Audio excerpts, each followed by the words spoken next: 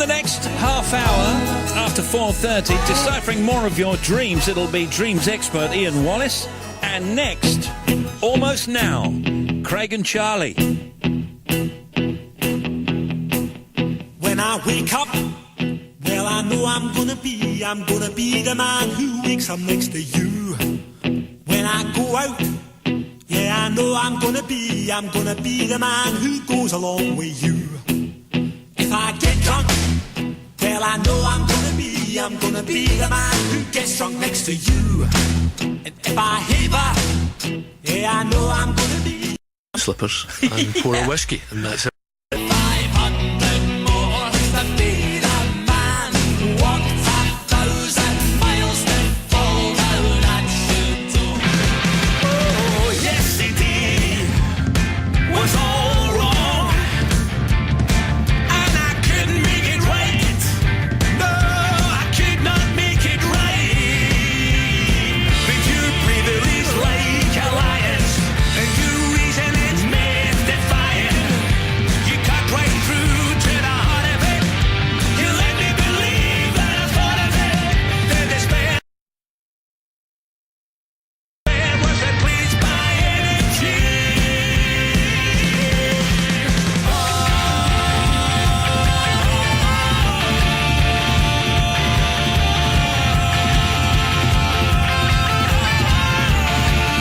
The Proclaimers. That was the Proclaimers' recent single. And we're going to talk about the album. The boys are here. Identical twin brothers Charlie and Craig Reid have been playing together as the Proclaimers for over 30 years. I just cannot believe it's 30 years. It's frightening. Let's hear it for the Dogs is out today, and it includes their latest single, You Built Me Up, which we've just played there. Let's hear it for the Dogs. Interesting album. We were just saying before opening the microphone, you guys, that you really don't sound like anybody else, and you sing with a Scottish accent mainly, and your songs are kind of unique. I don't really know how you describe it. I mean, this album is produced by Dave Iringa, right, who's produced Manic Street Preachers and The Who, Roger Daltrey. So he's a rock producer. We're definitely not a rock act. No. We like the toughness of his sound and the clarity of it, so that's why we chose him. But it's not rock. It's not really folk. It's a bit poppy. It's a mixture of all, I think. You guys are interesting, actually, because you're quite shy, aren't you? You're quite reserved. Yeah. And yet you go out on stage and you really whip them up at the festivals. Whenever I've seen you live, I mean, you really know how to whip up a crowd. And then I would suspect that you go back to being shy again. Go back home, put on the slippers and pour a whiskey, and that is my social life. I think as far as us, music and performing is a compulsion. I think you have to do it. Yeah. I think a lot of performers are basically shy people. You started very young. Were you competitive to begin with? I think we were competitive with other people, and we knew what we wanted to do. In terms of when we started playing music, it was like, yeah, we're going to be in a band, and we're going to have our own band, and we're going to have our own songs. So to that extent, between each other, probably not so competitive, maybe more protective towards each other. Really? So the plan was always, we're going to play together. Oh, yeah, definitely. The only plan was that we want to play our music for a living. We never thought we'd having hits or anything like that, you know, because we didn't think we'd cross over to a mass audience. So that was all it was, you know, just making your living playing music.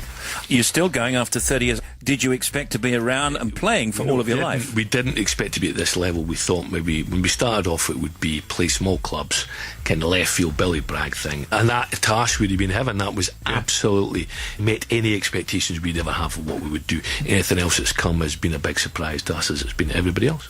And would you say you're a little bit social conscience, political these days? I think we're always interested in what's going on around about us, and I think there are more. I think there are more than 2 or 3 subjects you can write songs about. I think you can write songs about almost anything. And you do? Yeah. Yeah. I tell you what we'll do. We'll play Be With Me, Yes. just because it's got a little bit of a riff that seems familiar. Yeah. And then also we'll play a little bit of Forever Young, which is rocking. And then we'll come back and talk to the Proclaimers some more in just a moment.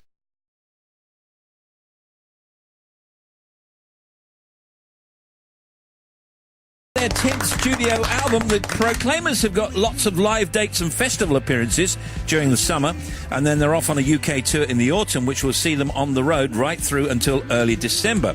So, for example, we've got Thursday, 21st of May, Tate Hall, Kelso, Memorial Hall in Lanark on Friday 22nd, Concert Hall Perth on Saturday 23rd, then St Albans Arena, St Albans, that's a trip, Saturday 30th, Winchwood Festival, Cheltenham.